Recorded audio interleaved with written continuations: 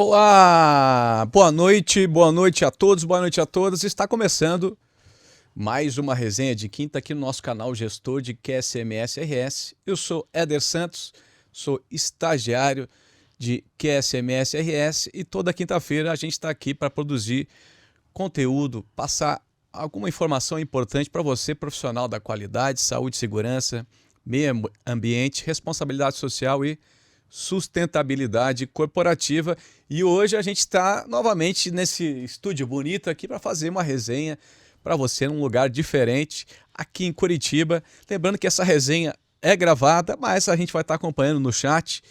Vocês podem colocar as dúvidas e comentários aí no chat, porque sempre as dúvidas e comentários de vocês vira conteúdo para a gente aqui no canal. E eu tô aqui com quem?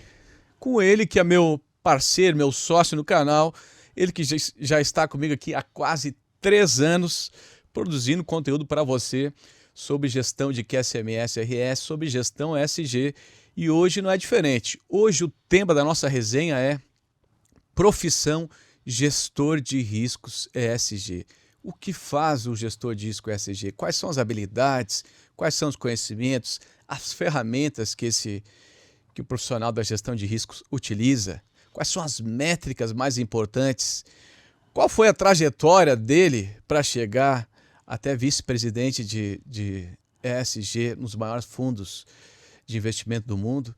Estamos aqui com ele, meu amigo, parceiro flamenguista, senhor Roberto de Azevedo Moreira Roche Júnior. Professor, muito bem-vindo à nossa resenha ao vivo. Haja paciência, ele só acertou no flamenguista, porque o nome completo ainda vai... Gente, daqui a um mês estamos fazendo 3 anos, juntos, aqui nessa resenha. Eu espero, eu não estou com muita fé no meu Flamengo esse ano, mas quem sabe até setembro, né? Daqui a pouquinho estamos chegando, ele acerta meu nome completo, não?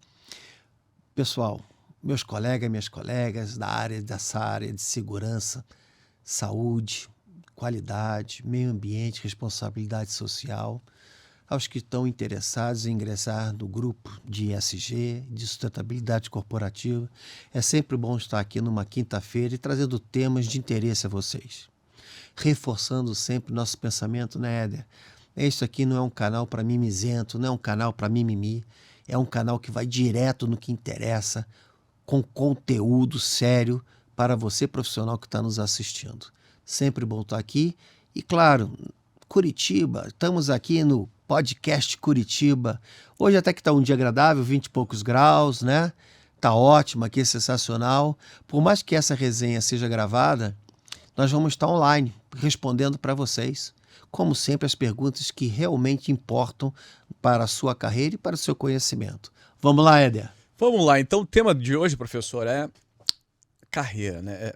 Profissão gestor de riscos ESG. Tu que já tem ali quase 40 anos de experiência, começou lá fora, né? Começou a carreira lá fora. E eu acredito que tem bastante coisa para compartilhar com quem está iniciando, né? O ESG está chegando no Brasil, chegou no Brasil tardiamente, mas está ganhando cada vez mais força, trazendo muitas oportunidades para a nossa área de QSMS.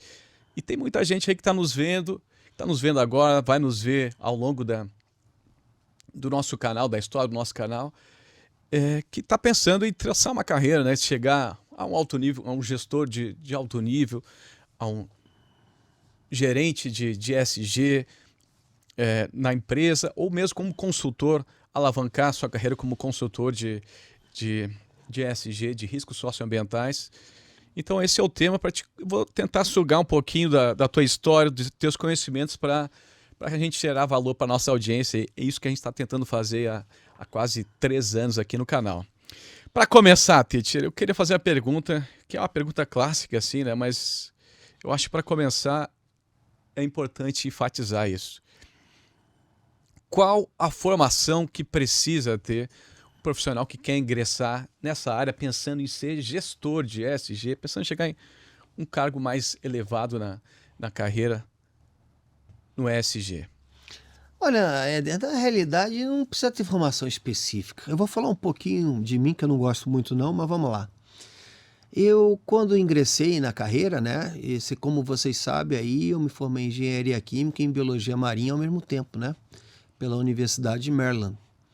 Meu mestrado, meu doutorado, meu pós-doutorado em gestão de riscos. Mas por que gestão de riscos, Roberto? Primeiro que eu sempre fui apaixonado pela gestão de riscos, sempre fui apaixonado pelo o tema riscos em si. Tá? Começou na faculdade, mesmo na área de engenharia química, como na área de biologia, e resultado dos grandes acidentes socioambientais que aconteceram naquela década. Tá? Eu estou falando final de 79, início dos anos 80, e um professor me chamou a atenção: olha, Roberto, o futuro da carreira vai ser na área ambiental, principalmente com esses eventos que estão acontecendo agora, aí ele citava, né, Seveso, setor Bhopal, né, e falou: olha, presta atenção em riscos. Eu comecei a prestar atenção em riscos, então me dediquei a isso. Agora, sabe quando é que eu fui utilizar o que eu estudei? 30 anos depois. Primeiro, eu não fui preparado, nem na minha época que eu me graduei, se falava de sustentabilidade. Sustentabilidade veio 2, 3 anos depois que eu me formei, que começaram a pipocar este assunto assim, né? Mas que veio só tomar força mesmo nos anos 90. E ESG nem se fala, de maneira nenhuma passei batido. Mas sempre fui da área de saúde, segurança, meio ambiente, responsabilidade social corporativa, e rodando por este mundo afora em novos projetos, greenfields, em aquisições e projetos brownfields. E eu não tenho medo de dizer que você não necessita ter uma formação específica, até porque não existe. Eu fui adquirindo os anos conhecimento, e quando fui convidado a exercer na área de ESG, não sabia nada. Nem do que se tratava ESG, até que ponto era tão profundo quanto essa questão. E fui aprendendo com a minha carreira.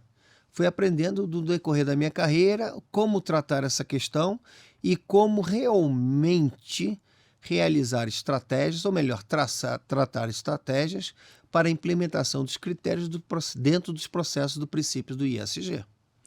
Então, professor, a gente pode dizer que quem quer traçar uma carreira de sucesso na área tem que, não digo ser aficionado, mas tem que ter gestão de risco, estudar bastante gestão de risco. Isso tem que estar no âmago da pessoa, tem que estar, digamos assim. Olha, por coincidência, né, eu só vim aplicar minha gestão de riscos que eu estudei, né, no passado, depois que eu comecei a trabalhar com ESG. Até por quê? Porque no início de carreira eu fui alocado em segurança do trabalho, fui alocado em meio ambiente. Então, gestão de riscos tradicionais que todos os nossos colegas que são da área conhecem, nada de novo, né? Eu não inventei nada, simplesmente copiei ou melhorei ou adequei ao negócio, ao tema material que estava naquele momento, né? Comecei em óleo e gás e plataformas de petróleo do Mar do Norte em Aberdeen, depois para Minas, tá? Para mineração na África, na Mongólia, tá ok? Depois para a área de PCHs, grandes usinas hidrelétricas também na África, já, nesse momento. Na África passei mais de 20 e poucos anos, tá? Com 25 anos de África, em projetos de rodovia e etc. E sempre aplicando a gestão de risco específica, né? Ou seja, que se fosse material ou negócio. Quando eu fui ao saldo ESG, eu aprendi o básico de como olhar uma empresa dentro da sua cadeia de valor, da necessidade dela, tá? Tomar cuidado com os riscos do ESG, digamos assim, desde quem fornece até para quem você vende seu produto ou seu serviço. Aí comecei realmente a aplicar as metodologias que eu utilizei no passado e durante a minha graduação, em que visualizasse cenários possíveis, tá, que pudessem influenciar na perenidade do negócio. Então não vejo necessidade ainda hoje de formação específica. O que eu vejo necessidade, sim, que não existia na minha época. Isso é a grande realidade. Se alguém está dando curso de ESG, começou ontem na esquina, tá? É que nem padaria e farmácia. De repente, quando você vê, está brotando na tua esquina. Não, é uma coisa muito recente. Principalmente, vou dizer, com a minha experiência toda, que é praticamente fora do Brasil, né? Os cursos de ESG nem lá fora existem.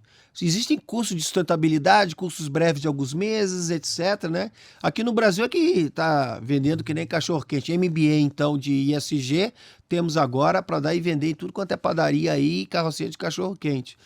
E não tinha na minha época. Eu realmente aprendi na prática, sendo induzido, isso falando educadamente, na realidade fui obrigado tá? A entender ESG e aplicá-lo em fusões e aquisições, em tomadas de decisão de investimentos para projetos greenfields ou brownfields e também, claro, para aportes financeiros, né? Então, o que eu vejo hoje é uma grande oportunidade. Pessoas, cursos sobre ESG, tendendo, cada um na sua narrativa, explicar o que é ESG. Todas as narrativas são corretas? Sim. Mas se não falar que a essência do ESG, que é o risco do negócio, que é o risco do investimento, aí temos um problema. Não podemos esquecer isso jamais, porque ESG é o risco financeiro na decisão dos investimentos. Eu escrevi uma matéria no LinkedIn há pouco tempo, por esses dias, sobre a diferença entre ESG, sustentabilidade e responsabilidade corporativa. Por que eu resolvi escrever isso? Porque eu já venho batendo nessa tecla já há alguns anos, desde que nós começamos, né, nos conhecemos, começamos a trazer assuntos sobre ESG, que são bem diferentes, gente. ESG é o risco financeiro do negócio. Sustentabilidade é atender às demandas da sociedade. E responsabilidade social corporativa é uma coisa muito profunda, que vai desde deixar um legado para as comunidades que você impacta, ao mesmo tempo um legado para os seus colaboradores. E é bem diferente de filantropia, que é muito importante, e caridade. Então, o primeiro aprendizado dessa nossa live aqui, nossa live gravada. Nossa live gravada, tá boa essa. Em Curitiba. Em Curitiba, é visão ampliada. Então, é uma... Visão ampliada do negócio, visão ampliada da cadeia de valor. Eu consideraria o principal, que é o que eu não tinha. Por quê? Como eu vinha dentro de uma grande companhia, na parte segmentada, que era a questão de quê? Saúde, segurança e meio ambiente, e depois, quando começou a aparecer responsabilidade social, mas voltada para as comunidades impactadas, tá? Pelo nosso negócio, eu nunca tinha pensado em observar a cadeia de valor. Então, realmente, sim, é o pontapé inicial. Depois, ver qual é o tema material que realmente importa para o seu negócio ou para a organização que você trabalha. Terceiro, realizar uma profunda análise de risco com cenários bem visualizados, de novo, visão ampliada dos cenários, tá? E aplicação das tratativas de riscos. O que eu estou falando de novidade para vocês? Não é. A ISO 31000, ela explica muito bem sobre as tratativas de riscos, como é que devem ser feitas. Mas para ter uma visão ampliada, enxergar as coisas, precisa ter uma boa percepção de risco, né, Teacher? Não, sem dúvida nenhuma, né? É por isso que eu aconselho e dou sugestão, independente de qualquer profissão. Isso eu estou falando do meu fundo do meu coração, gente. Independente de qualquer profissão, ter uma análise de risco dentro de todos os procedimentos em que você vai tomar uma decisão ou escrever até suas políticas e seus procedimentos. Gente, nós estamos falando do mundo corporativo, aonde qualquer impacto pode atingir a imagem, e uma vez atingida, nós estamos na época do cancelamento da internet, nós estamos na época da lacração, né? Eu acho que não esqueci nenhum termo desses modernos, né? Mas que realmente influenciam o futuro de qualquer organização. A gente teve casos recentes até nos últimos anos de empresas que não visualizaram esse cenário. Eu acho que talvez faltou percepção de risco ou cultura de risco. Sem dúvida nenhuma, faltou percepção de risco. Tomaram decisões ou escreveram. Tem um caso muito interessante que eu estou estudando atualmente para nossas aulas, né? Que é o caso de uma cervejaria americana famosíssima, mas famosa, que já teve nos Estados Unidos. Eu acho que ela não vende no Brasil ainda. Ainda, né? Vai ver que um dia vai vender. Em que eles fizeram uma propaganda, tá? Um anúncio, e uma comunidade, uma minoria se sentiu ofendida. Agora, a contra-reação de quem tomava essa cerveja e não aceita, por opinião deles, tá? O relacionamento com esta minoria chegou ao ponto da diminuição das vendas de uma cerveja que era número 1 há décadas nos Estados Unidos. O que aconteceu aí? Falta de sensibilidade do assunto Alô, turma de comunicação, isso é com vocês, hein? Faltou visão dos riscos em de soltar uma publicidade sem analisar os impactos atuais do que são temas materiais ao negócio. A cerveja é tema material à minoria? Claro, aliás, é indiscutível isso, claro que é. O mundo está antenado, nós estamos na época da internet, já há algumas décadas, né? Não sei se já temos 20 anos de internet, não sei, tá? Mas hoje em dia todo mundo tem acesso ao celular. A televisão ficou em segundo plano, gente. Porque hoje você carrega a internet no seu bolso, você assiste a hora que quiser. Então o impacto que aconteceu com essa cervejaria, que era a número 1 em venda nos Estados Unidos e teve que reduzir as vendas, reduziu as vendas inconsequentemente desse anúncio, dessa propaganda, é um fato que realmente a gestão de riscos veio para ficar e atrelada aos cenários do ISG. E tem como treinar, professor, treinar a percepção para tentar visualizar esse cenário, que muitos são pegos de calça curta, estudar os cases ao longo da história, Sem tem algum dúvida conselho? nenhuma. Foi a metodologia que foi passada para mim estudando cases anteriores, tá certo? E hoje em dia, o que nós mais temos cases sobre gestão de riscos e ESG é impressionante, porque surgem a cada momento. Esse da cervejaria é recente, poucos meses, mas se nós voltamos um pouco para trás, tá? Nós temos casos aqui de acidentes socioambientais, nós temos casos de racismo, nós temos casos de direitos humanos. Do que eu estou falando, gente? Mineradora, rompimento da bacia de rejeitos, racismo e falta de qualificação dos seus colaboradores, cadeia de supermercado. E agora, há pouco tempo, as vinícolas do Rio Grande do Sul foram pegas em cheia, foram acusadas, não estou dizendo que estavam realizando a utilização de trabalho escravo, foram acusadas, tá? E de repente foram acusadas injustamente, ou não sei, não vou entrar nessa matéria, não é o assunto de nossa live aqui. Mas por quê?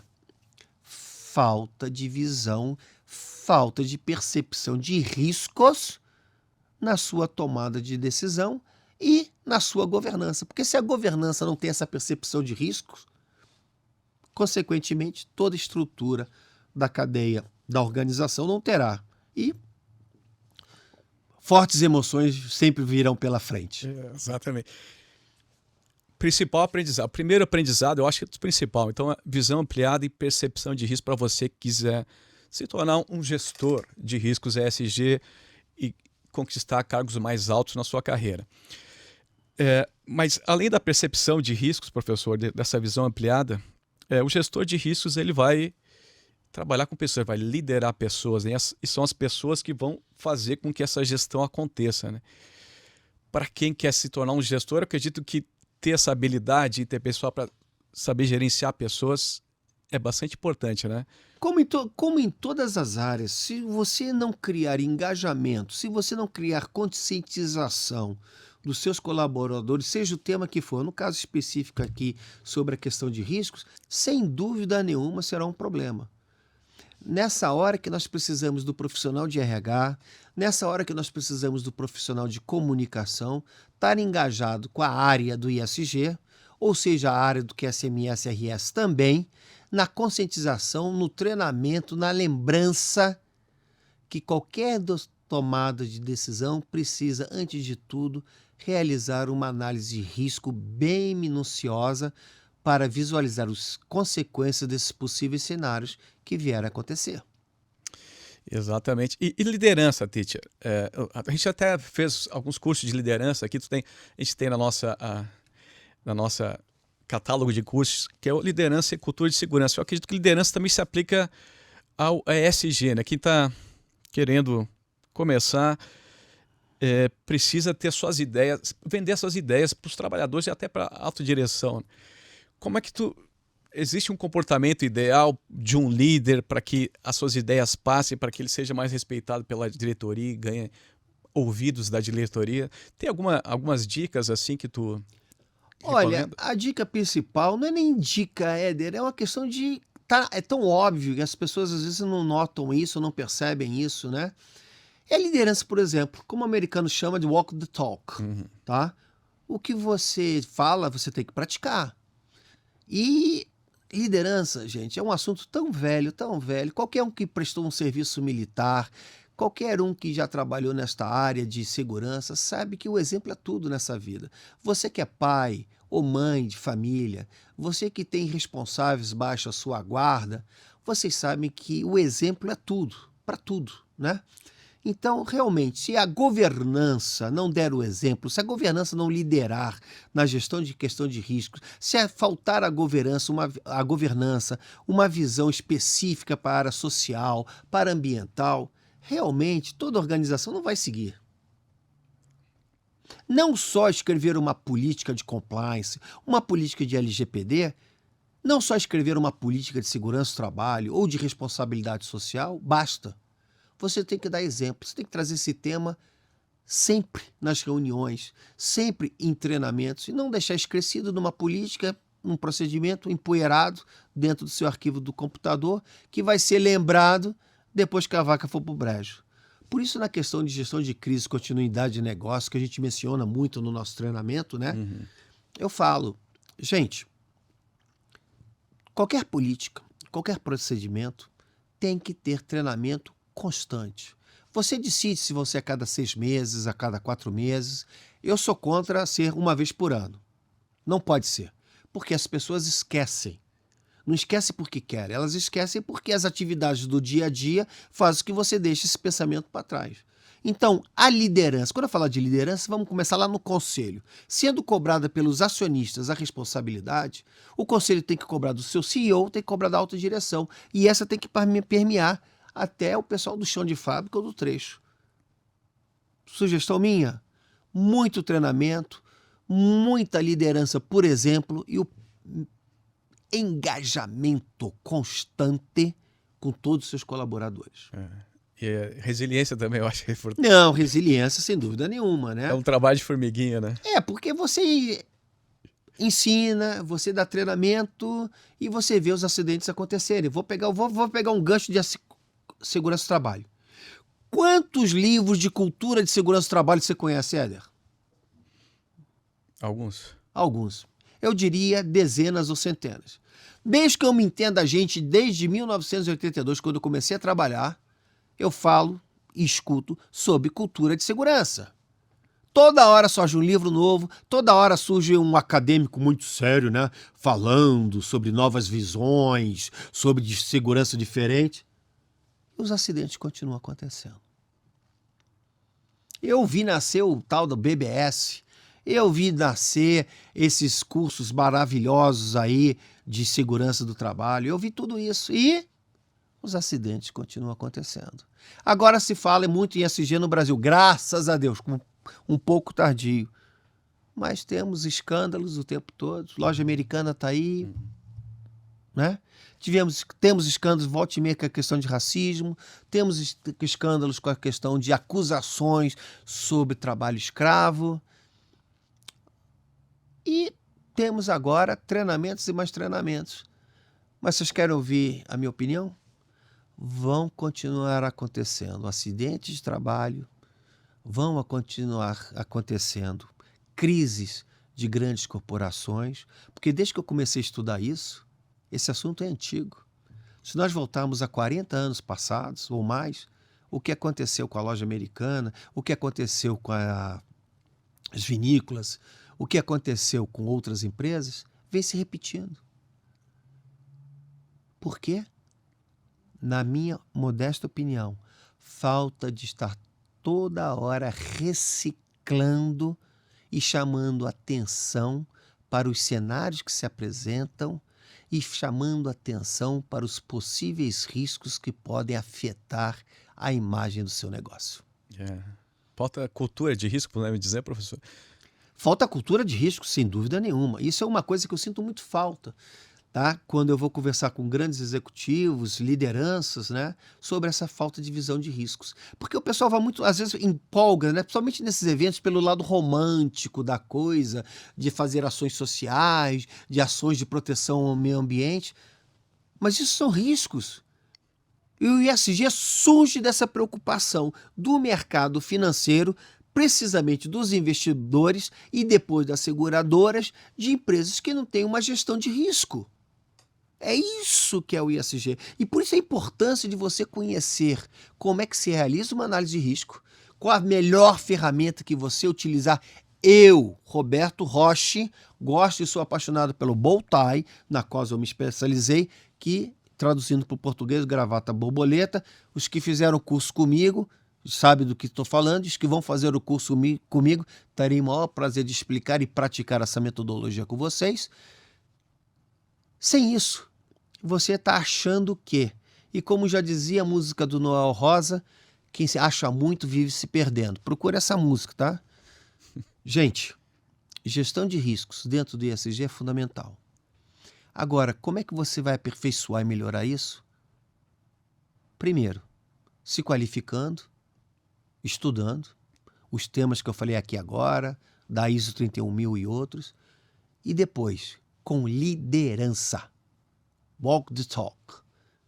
Liderança, por exemplo.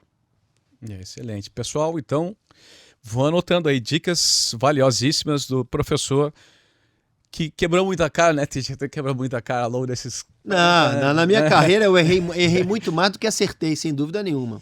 Então, dicas aqui, visão ampliada, percepção de riscos, liderança, cultura de riscos.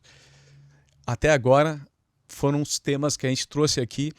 E o professor bateu em ferramentas, né? Ferramentas da gestão de risco, que o gestor de risco tem que ter ali no bolso, assim, para tirar toda hora. Uma que tu já falou é a metodologia bow tie, uma metodologia de análise de risco que facilmente comunicada para qualquer pessoa, qualquer colaborador. Ela facilita a visualização para qualquer nível de colaborador. Ela é impressionante nesse sentido, né? Ela foi desenvolvida pelos nossos colegas do ano de 79, de engenheiros de segurança da área de mineração, junto com o pessoal da Universidade de Queensland, na Austrália.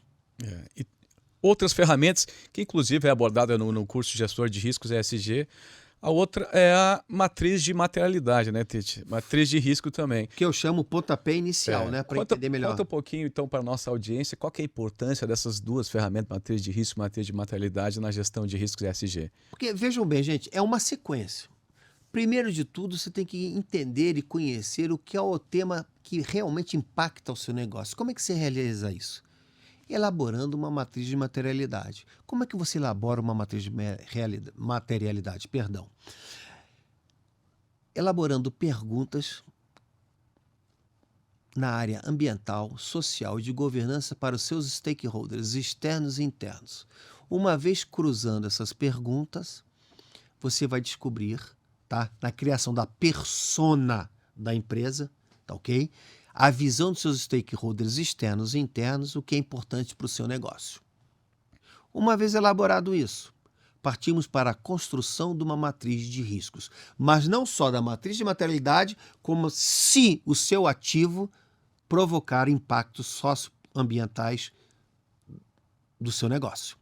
Uma vez elencado os temas materiais, que passam a ser os riscos materiais, com os riscos do seu ativo, você começa a elaborar as tratativas desses riscos. O que são as tratativas desses riscos? São as famosas barreiras ou controles, como os colegas queiram que chamem, tá certo?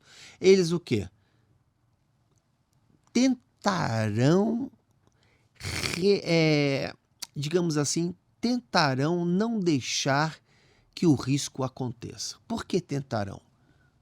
Porque, como eu falei anteriormente, por mais que se fale em cultura de segurança, por mais que se fale em vários outros temas que são super importantes, os eventos continuam acontecendo. Acidentes de trabalho acontecem a cada não sei quantos segundos, e com tanta gente de treinamento, com 200 livros de cultura de segurança, 200 livros de análise de risco e segurança, os acidentes continuam acontecendo. Também não tenho a bala de prata, não me perguntem qual é a solução para isso, eu não tenho, tá? Em mais de 40 anos de carreira, o Éder fica tirando alguns anos, está começando a me incomodar isso. Diga-se de passagem, tá? Com mais de 40 anos de carreira, eu nunca vi, tá? Então, um grande gestor de risco, ele não pensa se vai acontecer, ele tem que ter preparado para quando acontecer. Então, voltando ao raciocínio. Matriz de risco, matriz de materialidade, perdão, depois matriz de riscos, os riscos críticos que podem afetar o negócio, você começa a elaborar o quê? As tratativas de risco, que começam por onde? Visualização de cenário, das possíveis causas, criação de barreiras e controles para tentar prevenir o acontecimento e, uma vez acontecido ou o evento, se preparar para mitigar que as consequências não gerem uma crise. Crise e ter um bom plano de emergência, né, Teja? Um plano de gestão de crises é fundamental. Nós agora passamos por um apagão aqui no sul do país, né, e no sudeste. Aliás, eu acho que atingiu o Nordeste, atingiu o Brasil todo, né? E eu fiquei impressionado como é que as empresas não têm um plano para isso. Um plano de gestão de crise, um plano de continuidade de negócios atrelado a um plano de emergência são fundamentais. E as empresas, infelizmente, às vezes só tem um plano de emergência para acidente de trabalho. E mesmo assim, a maioria deles genéricos, diga-se de passagem. Que a minha consultoria volta e meia está analisando planos de gestão de emergência. O que aconteceu com esse apagão, que espero que seja uma gestão de lições aprendidas para todo mundo? Plano B, plano C. Eu sou filho de aviador naval sou filho de submarinista e neto de aviador naval. Na minha família, a gente tem todo plano B, plano C. A gente tem um checklist do que pode dar certo, o que pode dar errado e o que tem que carregar com você. Eu acho isso fundamental. Isso falta nas empresas. E o plano B, o que é o plano B? A vaca foi para o brejo, como é que a gente vai fazer agora? Plano de gestão de crise tem? Tem um plano de continuidade de negócio? Tem um plano de contingência atrelado à matriz de risco? Atrelado aos possíveis cenários? Se não tiver, bem-vindo às fortes emoções. E se tu tem um plano desse, professor, ele tá lá bonitinho, escrito, né? Existe alguma forma de tu testar ele para ver se ele vai funcionar ou só funciona quando tu colocar em prática mesmo? Plano de emergência tu pode fazer alguns testes assim. Simulados. Né? Não, você realmente com simulados. E simulados, pelo amor de Deus, gente, não é de ano em ano não, tá? Simulado tem que ser de acordo com o tema material do seu negócio. Se você provoca, por causa do seu ativo, do seu negócio, impactos socioambientais, você tem que estar preparado para isso, para esses eventos.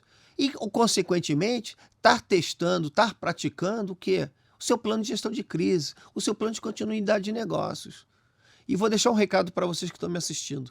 Simulado, com data e hora marcada, para mim é ensaio de escola de samba. Simulado não tem data nem a hora marcada.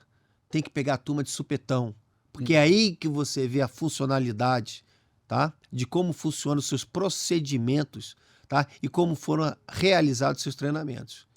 Análise crítica desses treinamentos e análise crítica desses simulados tem que ser constantes. Senão, de novo, viverá grandes emoções. E eu sou exemplo disso.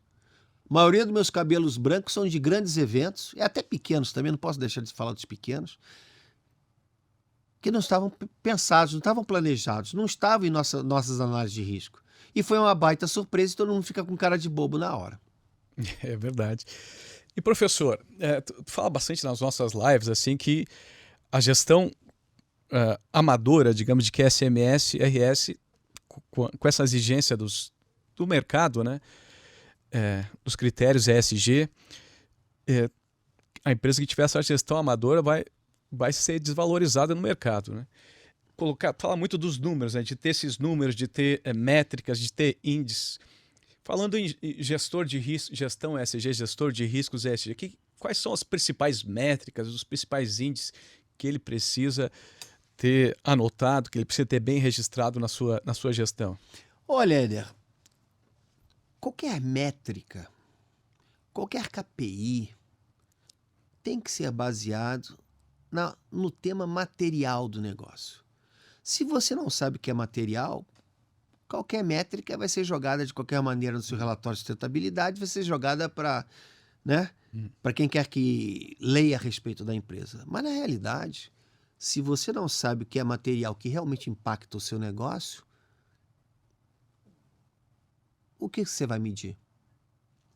Você tem que medir, claro, todos os riscos possíveis e metas e objetivos de uma organização. Mas você tem que ter olhos críticos e atenção para os pontos críticos, que são os temas materiais do seu negócio. O que é um tema material, gente? Vou repetir mais uma vez aqui. Nossa live é para isso mesmo, para nós profissionais da área. É o que impacta o negócio. Se você não sabe o que impacta o seu negócio, qualquer métrica serve. E vai ficar tendo uma gestão enganosa do que é realmente importante. Exatamente. E se você tiver no relatório de sustentabilidade as métricas que não são materiais para o seu negócio, pode até ser acusado de greenwashing, né? Mas não vamos ficar só no green, não, que é a parte ambiental. Vamos para o social também, para a questão de responsabilidade social, tá certo? E o que eu aprendi com o tempo, né, sobre o famoso cherry picking. Aliás, tem até um vídeo nosso falando o que é cherry picking, né? Que é só demonstrar a cereja do bolo. Tá? Fazer um relatório, ou seja, de sustentabilidade ou qualquer outro relatório, só mostrando o que é bonito e o que é bonitinho. E não o que realmente é a verdade sobre a gestão da organização. Exatamente, pessoal. E não tem mais espaço para amador agora, né, Tite? Agora no mercado. Me desculpem os achistas, acadêmicos e amadores em gestões estratégicas de riscos dentro dos princípios do ISG. Por mais que todas as narrativas que venham falando dos nossos colegas são importantíssimas, demoraram até vir à tona, se você não tiver uma visão e um foco realmente na gestão crítica, na gestão que é material ao seu negócio, você viverá sempre esperando grandes emoções. E não é bom, né? O gestor de risco não gosta de emoções, né? É bom ter tudo ali controlado. E preparado. Se acontecer algum evento, a pessoa está já com seus planos B, C, D e E, né? Como eu falei com vocês, né? Com uma analogia, eu como neto de aviador naval e filho de submarinista, né? Ou seja, ninguém soltava do avião para empurrar, perfeito? Escutei muito isso do meu avô, tá? E meu pai sempre falou, né? Ninguém sai de submarino para empurrar o submarino e levar ele para a tona. Então você tem que estar todo mapeado, tudo bem classificado, para que evitar que esses eventos venham ser concretizados. E, Teacher, falando em problemas e em erros, né, que tu vê aqui nos nossos colegas, nossos alunos, colegas, nas empresas que tu faz consultoria, nessa parte de gestão de riscos socioambientais do ESG, quais seriam os erros, os problemas mais comuns que tu vê nas empresas e que tu podia dar de dica para o pessoal aí abrir o olho e não tentar cometer esses erros, evitar esses problemas na sua gestão? Olha, eu sou muito chato, porque eu fico me repetindo várias vezes, né? E vou repetir mais uma vez. Gestão de visão ampliada. O que é uma gestão de visão ampliada, gente? Você produz tijolo? Perfeito. Você sabe de onde está vindo o barro para fabricar seu tijolo? Você sabe de onde ele está tirando esse barro, tem licença ambiental? Sabe se é de uma área de preservação? Você sabe se ele utiliza trabalho escravo ou trabalho infantil? Você sabe a pegada de carbono do caminhão que traz o barro para sua fábrica? É alto? É baixo? Que tipo de energia ele utiliza? Você conhece todos os riscos na produção do seu tijolo? Estão mapeados todos os riscos? Todos os resíduos gerados da produção do seu tijolo estão sendo designados a um lugar correto? A empresa, mesmo que seja licenciada ambientalmente, você já faz auditorias para ver onde é que está sendo jogados os resíduos do seu tijolo? Você sabe a pegada de carbono do seu tijolo? Você sabe a pegada hídrica do seu tijolo? Pois muito bem. Produziu o tijolo. Vai entregar o tijolo na casa do Éder. Qual é a pegada de carbono do tijolo que sai da sua fábrica até a casa do Éder? O seu motorista, ele quando encosta no posto de gasolina, ele está envolvido, ou pode estar envolvido em lugares com prostituição infantil? Ele teve treinamento de conscientização de direitos humanos? Olha quantos riscos eu falei, Éder, do cara pegando o barro na beira do rio ou do barreiro até entregar na sua residência. Isso se chama visão ampliada de riscos. Se você não tem visão da sua cadeia de valor, fortes emoções estarão por chegar. Nossos colegas muitas vezes Eu que vim na área de saúde, segurança do trabalho, a gente fica naquela caixinha, né, Tid?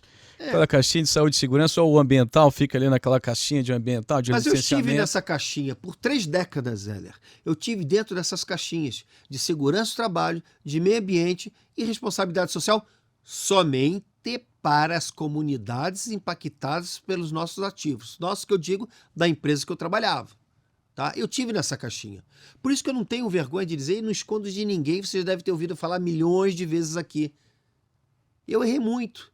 E quando eu entrei com o ISG, eu levei de 6 meses, não, na realidade eu levei 1 ano para entender como é que era a perspectiva da influência do ISG na cadeia de valor e como é que era uma gestão de riscos bem elaborada para evitar sustos. Eu demorei 1 ano para entender isso. Então, você está dentro da caixinha, tudo bem. Se você quer ficar dentro da caixinha, não vai ter problema nenhum. Porque eu fiquei muito feliz da vida nos 30 anos dentro das minhas caixinhas. Mas se você quer chegar na gestão de riscos de ESG, se você quer chegar na gestão estratégica de ESG, aí você precisa realmente sair da sua caixinha, da sua zona de conforto. E tu, professor, qual que foi das áreas do ESG, das áreas do QSMS-RS? Ambiental, saúde e segurança do trabalho, responsabilidade social. Qual foi a última área que tu demorou mais para entender o que realmente significa e para implementar na tua gestão quando trabalhava? A primeira vez que você me faz essa pergunta, você está afim me sacanear, né? Mas vamos lá, tenho medo não. Responsabilidade social corporativa. Demorei muito a entender o que significa isso. Por quê? Porque eu achava, ou a empresa que eu trabalhei, a gente praticava responsabilidade social. E era o quê? Fazer um assistencialismo, um trabalho de filantropia e caridade com as comunidades que nós impactávamos. E quando eu entrei para o ESG, eu vi que realmente não era isso, era deixar um legado. Vou dar um exemplo muito clássico que eu dou em todas as minhas aulas.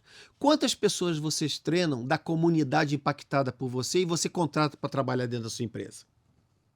Eu não tinha essa noção, eu não tinha essa visão. Então, realmente, eu estava equivocado, achando que estava praticando responsabilidade social corporativa. Quantos você investe no treinamento dos seus colaboradores? Qual é a preocupação que você tem com a saúde mental dos seus colaboradores? Qual é a preocupação que se tinha com a inclusão social? Eu não tinha essa visão. A missão era acalmar a comunidade impactada. Essa era a missão. Então, na minha cabeça, era responsabilidade social, corporativa. E quando eu adentrei ao mundo do ESG, eu vi que era muito mais do que isso. Então, eu realmente demorei a entender qual era a métrica mais importante, quais eram os KPIs, quais eram as metas e objetivos que realmente impactavam quanto à questão de responsabilidade social corporativa. Teacher, então, podia citar um caos? Eu sei que tem bastante caos interessante ao longo da tua história, mas envolvendo a responsabilidade social corporativa que gerou transtorno para ti, porque pela tua falta de conhecimento do assunto. Não é que gerou transtorno para mim, me deixou envergonhado, né? Na primeira reunião do board, né, eu fui apresentar minhas métricas de responsabilidade social corporativa. Qual foram as minhas métricas que eu apresentei? Quantas escolas nós pintamos, quantas cesta básica, aliás, na África não era nem cesta básica, era saco de arroz. Quantos sacos de arroz distribuímos? E o board parou. Ei, você está equivocado, meu amigo. Você não veio aqui para fazer caridade e filantropia, não. Eu quero saber quantas pessoas você treinou e nós contratamos para o nosso projeto. Na época, se eu não me engano, era na Tanzânia, perto de Zanzibar. Eu não tinha essa métrica. E eu passei maior vergonha. Falei, me desculpa, eu estava pensando que ele... Mandaram repensar o conceito de responsabilidade social corporativa. Tu acha que no Brasil seja talvez a área do QSMS a mais imatura? Não, eu não sei, eu não tenho... Gente, como eu passei minha vida toda praticamente fora, é difícil, né, de dizer se é ou não é. Agora eu tenho visto vários equívocos, né? Se me permitem, me perdoem, tá? E o pessoal confundindo filantropia e caridade com responsabilidade social corporativa. São duas coisas totalmente distintas. Falando de mercado de trabalho, então, para a gente encaminhar para o nosso final da nossa resenha, comente aí o que vocês estão achando, coloque as perguntas, as dúvidas, que a gente vai transformar as perguntas e dúvidas de vocês em conteúdo. Ó. Essa resenha é gravada aqui nesse estúdio maravilhoso, mas a gente está aqui no chat de olho nas perguntas de vocês. Não esqueçam de comentar aí e colocar sua opinião sobre os temas que o professor está trazendo aqui. Falando de mercado de trabalho, para gestor, para profissional de ESG, de gestor de riscos, ESG, profissional de QSMS RS. Quais setores? Tem alguns setores que estão contratando mais? É a mineração? É o agro? É o setor financeiro, que agora está contratando bastante também? Como é que está esse mercado no Brasil para o profissional ESG, profissional dos riscos do ESG? Éder, está em franca explosão. Existe uma alta demanda por procura por profissionais na área de ESG. Desde que tenham conhecimento na área de risco e tenham conhecimento da cadeia de valor da empresa. Não existe empresa específica. Todos estão precisando de um profissional que preste atenção dos princípios, dos processos do ESG. Todos, sem esses, não tem um mercado de trabalho que seja, aqui eu não preciso de um profissional, por vários motivos, entre eles, demanda dos bancos para análise de crédito. O seu maior comprador do seu produto ou serviço quer ter tranquilidade, ele não quer assumir o seu passivo ambiental, ele não quer assumir o seu passivo trabalhista, ele não quer ser envolvido em algum escândalo que você, porventura, tenha sido acusado. E agora, com a questão do carbono, ninguém quer assumir que é um passivo ambiental o carbono dos outros. Então, precisa sim desse profissional. E a demanda é muito grande, a procura é muito grande. Basta acessar o próprio LinkedIn, né? Você vê que se procura toda hora, tem vagas surgindo o tempo todo para analistas ou gestores na área de ESG. E a pergunta que não quer calar, Tite. CLT ou consultor? O que tu indica? Vai depender do perfil? Como é que está o mercado para essa... O mercado para as empresas tem bastante de CLT, mas qual a diferença do perfil do profissional para ser um consultor e para trabalhar como CLT na empresa? Tem diferença de perfil? Não tem diferença de perfil não, Éder, tá? A questão do CLT, né, que eu não fui acostumado, porque eu nunca tive carteira de trabalho na minha vida toda. Aliás, tive, por um pouco tempo que eu trabalhei no Brasil, eu tive carteira de trabalho, né? Mas, na realidade, o perfil que se busca é uma pessoa que tenha qualificação e procura conhecimento nessa área que, infelizmente, é nova no Brasil, já é uma área qualquer coisa que passe de mais de 10 anos, no mundo rápido desse tal como tecnologia, já é uma coisa antiga, né? Mas que tenha, pelo menos, noção do que se trata os princípios dos processos do ESG. Que tenha noção de análise de riscos. Que tenha conhecimento básicos da ISO 31000. Que tenha conhecimento básicos de aprender a entender os cenários que vislumbram nesse horizonte e que podem afetar a perenidade dos negócios. E o mercado tá bombando, né? Não, o mercado tá bombando. Tem área, toda hora tem um headhunter, toda hora atrás tem um diretor. de ti. Perguntando se eu posso indicar alguém, né? E a gente tem casos também de várias turmas de alunos que ao longo do curso conseguiram vagas de emprego porque estavam buscando conhecimento, né? Sobre gestão ESG, né? E eu não vou falar nada, sabe por quê, gente? Porque tem testemunho deles. Quer dizer, não vai ser propaganda enganosa, a gente dizer, né? Mas sempre em nossos cursos, 3 ou 4 acabam sendo contratados na área de ESG. Não sou eu que estou dizendo, nem o Éder que está dizendo, tá? Aqui não tem propaganda enganosa, não. Aqui não tem mimimi, não. Você veja os testemunhos dos nossos alunos. Exatamente. E para você entender melhor sobre o que o mercado está exigindo, essa resenha aqui vai te ajudar bastante, porque os headhunters estão toda hora batendo na porta do professor pedindo indicação, então ele sabe o que o mercado está exigindo, e foi um pouquinho do que ele compartilhou com a gente essa noite. E a gente tem também aí um acervo de resenhas para você que quer se qualificar na gestão ESG. Tem um acervo de resenhas, eu com o professor, com convidados especiais, que vão trazer bastante conhecimento para você e vão te ajudar com certeza em entrevistas de emprego, a se comportar melhor, saber o que realmente é o ESG, vendo as nossas resenhas, né, teacher? você vai saber que ESG não é sustentabilidade, vai ter bem mais chance de conquistar uma vaga de trabalho e ao mesmo, se tu está na empresa, conseguir crescer na tua empresa na área de ESG, se você tiver certeza do que realmente é ESG e de como você pode ajudar a sua empresa a se adequar a esses princípios dos processos ESG, porque é um processo, né, Teacher? É um processo que nunca termina, ele é revisado toda hora, novas tendências surgem. Ou seja, não é uma corrida de 100 metros. É uma maratona, ou melhor, um Ironman, uma ultramaratona. E não existe empresa 0% ESG, não existe empresa 100% ESG, né? Todos têm um certo nível, nível de maturidade, sem dúvida nenhuma. Pessoal, comente aí no chat, então, que eu devo estar aí comentando com vocês também, o que vocês estão achando dessa resenha. A gente está se encaminhando para os momentos finais. E eu quero pedir para ti, professor, dicas, então, para quem está iniciando nessa área, além de participar das nossas resenhas e dos nossos cursos aí que vão ajudar bastante, vão te dar um atalho muito bom.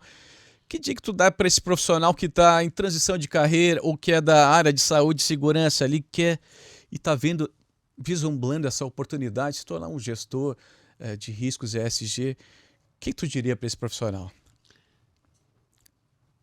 Agora é hora de você entender as demandas e exigências dos investidores, dos bancos, do mercado financeiro em geral, das seguradoras, quanto à restrição que eles estão criando para empresas que não estão antenadas com as questões dos riscos do ESG.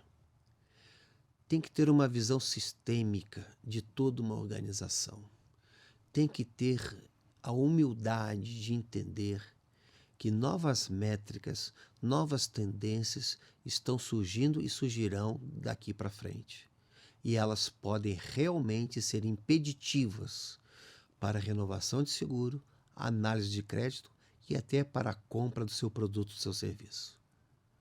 Esta visão ampliada, que eu tanto bato nesta tecla com o Éder já, estando no nosso 3º ano, é que eu acho que é fundamental. Claro, ninguém é obrigado e ninguém deve sair amanhã da caixinha que ele se encontra ou da área que ele se especializou. Não estou falando isso. Mas se você quer uma ascensão de carreira, se você quer atender essa demanda que o mercado está buscando, você precisa olhar muito, não só para frente, mas por todo um sistema que envolve a organização que você está inserida. E ver realmente o que importa e o que pode afetar quanto à materialidade do seu negócio. Excelente. Pessoal, então com essas dicas finais, a gente está se encaminhando para o final da nossa resenha. Então com essas palavras finais, a gente vai se despedir da nossa resenha de quinta. Essa resenha que foi gravada, mas a gente está acompanhando aqui os comentários no chat. E lembrando que toda quinta-feira tem resenha ao vivo aqui no nosso canal, ao vivo ou gravada, mas sempre tem conteúdo aqui quinta-feira às 21 horas para você, profissional de QSMS RS, para te ajudar de alguma forma a crescer profissionalmente, melhorar sua gestão. A gente está aqui com convidados, às vezes eu e o professor, trazendo conteúdo relevante para vocês. Então, quinta-feira que vem tem nova resenha também, né, Titi? Sem dúvida, toda quinta-feira, se a gente não está ao vivo e a cores, nós trazemos um reprise que seja interessante para vocês também. Toda quinta-feira, sem falta. Pessoal, então, boa noite para vocês, um bom resto de semana. Para aqueles que não conhecem nosso canal, maratone, tem bastante conteúdo relevante por lá. E a gente se vê na próxima quinta-feira. Opa, mais um recadinho que eu sempre esqueço. Se você gostou desse conteúdo, aperta com força no polegar para cima, para o YouTube entender que é relevante esse conteúdo e espalhar organicamente para mais colegas que tenham acesso a essa visão ampliada dos riscos da ESG que o professor está trazendo para nós. E também se inscreve no canal e ativa o sininho de notificações para o YouTube te notificar quando um novo conteúdo entrar no ar. Então é bastante importante que você faça essas duas ações. Se inscreva no canal, ative o sininho e dê o like com força nesse vídeo aqui. E no mais, eu desejo a todos um bom resto de semana, um bom final de semana e até a próxima resenha. Tchau, pessoal! Gente.